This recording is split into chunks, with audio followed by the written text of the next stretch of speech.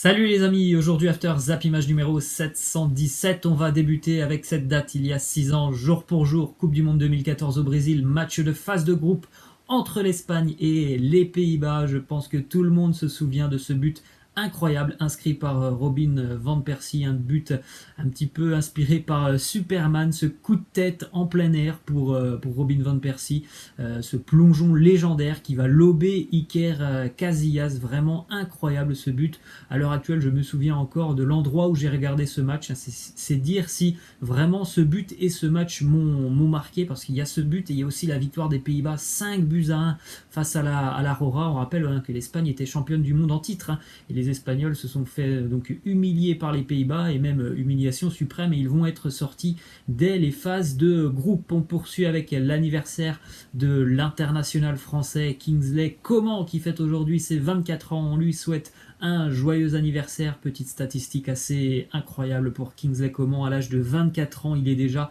8 fois champion.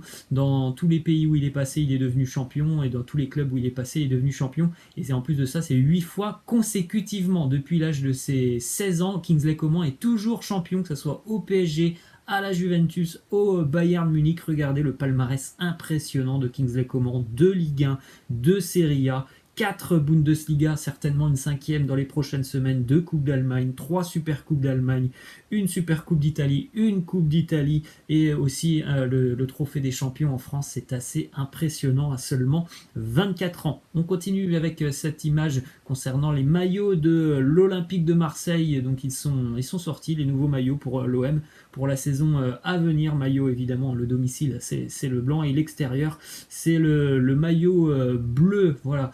On poursuit avec une autre déclaration du côté de l'OM, c'est Fabrizio Ravanelli, ancienne légende marseillaise, qui s'est exprimé, et il se dit plutôt être intéressé par le poste de directeur sportif du côté de l'OM. On sait déjà depuis quelques semaines, après le départ de Zubizarreta, que Jacques-Henri Hérault recherche un profil spécifique pour ce poste de directeur sportif. Je crois qu'il veut quelqu'un qui n'est pas issu du football. Donc est-ce que la candidature de Ravanelli va retenir l'attention de Jacques-Henri Hérault? Ça, on ne peut pas en être sûr. Une petite déclaration de Jean-Michel Aulas du côté de Lyon. Il s'exprime sur Houssem Aouar. Il nous dit: pour le moment, on n'a pas eu de proposition ou de demande de renseignement.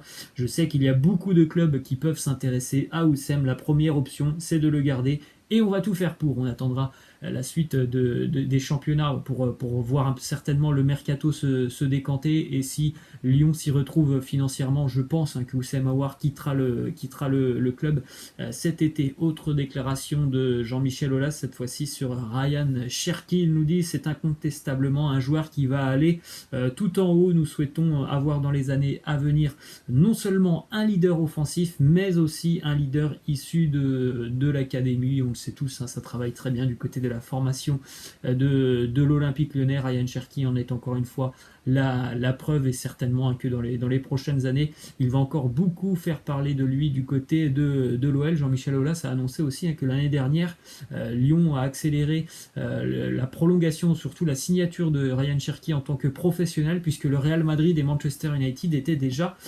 intéressés. Une petite déclaration aussi de Luis Fernandez qui nous dit: Jean-Michel Aulas, c'est un grand monsieur, c'est un grand chef, un potentiel patron de la Fédération française de football. Je pense que c'est quelqu'un qui en a les capacités.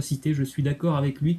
C'est sûr que Jean-Michel Aulas, je pense qu'il est vraiment capable de défendre les intérêts du football français par le biais de la fédération. Après, ça aussi, ça dépend de la suite de Noël Le Graët. Est-ce que Noël Le Graët va continuer à diriger la fédération? Une arrivée du côté du FC Nantes, le jeune Pedro Chirivella s'engage avec le FC Nantes à l'âge de 23 ans. Il arrive en provenance de Liverpool. Alors, il est à Liverpool depuis 2015. Bon, il n'a que très rarement joué, une dizaine de matchs en 5 ans du côté de Liverpool. Et puis sur ces 5 ans, il a été prêté 2-3 fois, dont l'année dernière aux Pays-Bas. On prend la direction de l'Espagne maintenant avec la une du quotidien Mundo Deportivo qui titre: ils reviennent. Les Catalans sont de retour ce soir 22h du côté des Baléares pour affronter Majorque. Le Barça, on rappelle, leader de la Liga revient à la compétition après avoir passé donc 3 mois sans jouer et pour les Catalans, ces 3 mois sans jouer ont été plutôt bénéfiques parce qu'on rappelle, hein, il y a le retour de Luis Suarez qui sera donc quasiment à 100% donc pour le retour de la Liga. Son entraîneur Quique Setién s'est exprimé sur Luis Suarez. Il a dit Suarez, oui, il peut être titulaire, mais il ne jouera pas tout le match, c'est logique. Hein. On ne va pas non plus risquer une rechute, hein, du côté de Luis Suarez. Donc à voir ce soir la composition des Catalans du côté de Majorque. On rappelle l'horaire, c'est à 22h ce match entre Majorque et le Barça. Autre info du côté du FC Barcelone qui concerne Jean-Claire Todibo, qui a donc été prêté du côté de Schalke, hein, cette année. Il est ciblé du côté de l'Angleterre par Everton. Les Toffees ont même déjà proposé 22 millions d'euros à Barcelone plus 3 millions de bonus, donc un total de 25 millions d'euros. Le Barça n'a pas répondu à cette offre. Le club espère un meilleur prix pour Jean-Claire Todibo. Direction le Real Madrid maintenant avec la une du quotidien pro-madrilène Marca qui titre le triangle magique pour Zinedine Zidane. Selon Marca, Zidane a une idée, souhaite vraiment modifier son schéma tactique. Zidane lui aussi, comme un petit peu du côté de Barça, ces 3 mois sans football, ça lui a permis de voir son effectif revenir quasiment au complet, sauf pour Luka Jovic. Donc tous les blessés sont de retour et donc normalement, selon Marca, on verra tout ça demain, hein, avant le match face à Eibar, la compo d'équipe, mais l'idée de Zidane, c'est d'aligner Karim Benzema, Isco et Eden Hazard en pointe. Autre info du côté du Real Madrid, donc on vient d'en parler, le Real affrontera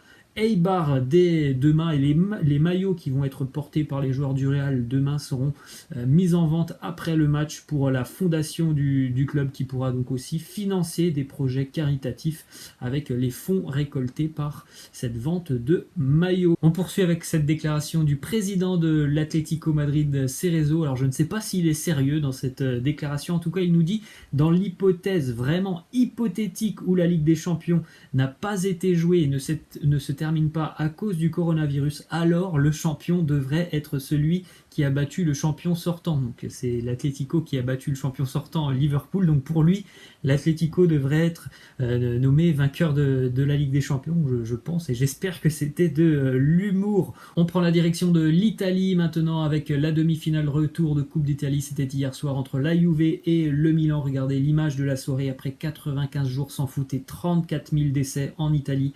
Les joueurs du Milan et de la Juve ont respecté 1 minute de silence pour les victimes du Covid-19, puis ils ont applaudi les 3 médecins qui se trouvaient au centre du terrain, ces médecins qui représentent tout le personnel médical qui continue de lutter contre le Covid-19. C'est un match qui s'est terminé d'ailleurs sur un triste 0-0. C'était vraiment un match de reprise, hein.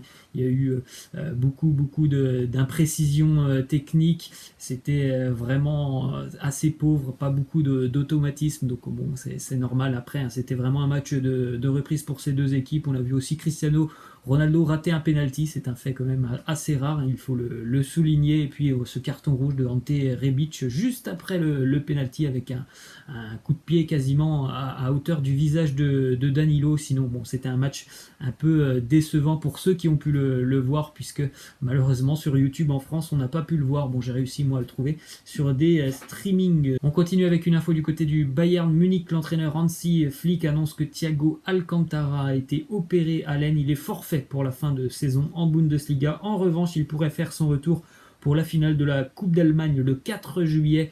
On rappelle que la finale opposera le Bayern Munich au Bayer Leverkusen. On continue avec une petite photo assez marrante qui date de 1977, un joueur de football. Alors je ne sais pas qui est le joueur, je ne sais pas quelle est l'équipe. En tout cas, on peut remarquer que le joueur ressemble étrangement à Arjen Robben. Ensuite, une autre info assez insolite. On est en 2013 du côté du RB Salzbourg.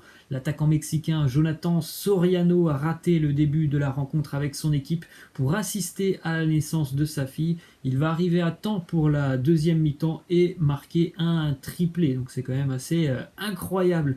On continue aussi avec cette photo assez impressionnante, hein. Je crois que c'est hier, on avait parlé des supporters du côté de Porto qui étaient montés sur le toit du stade. Et bien en Pologne, un fan du Śląsk Wrocław a parcouru 300 km jusqu'à Plock pour aller supporter son équipe malgré le match à huis clos. Il avait loué une grue pour surplomber les tribunes, donc une vue imprenable pour lui. Il était quasiment à 20 mètres au-dessus du terrain, tout seul, tranquillement. Et on termine, les amis, avec la question de fin, les maillots de Coutinho à travers les années. Quel sera le prochain club pour Coutinho? Laissez-moi en commentaire où vous voyez Philippe Coutinho l'année prochaine. Pourquoi pas encore une fois du côté du Barça, la Première Ligue, ou si vous avez d'autres choix, laissez-moi en commentaire ce que vous pensez de ce dossier Philippe Coutinho. Voilà les amis, c'est la fin. Je vous laisse et je vous dis à demain pour la FAQ. Voilà, ciao.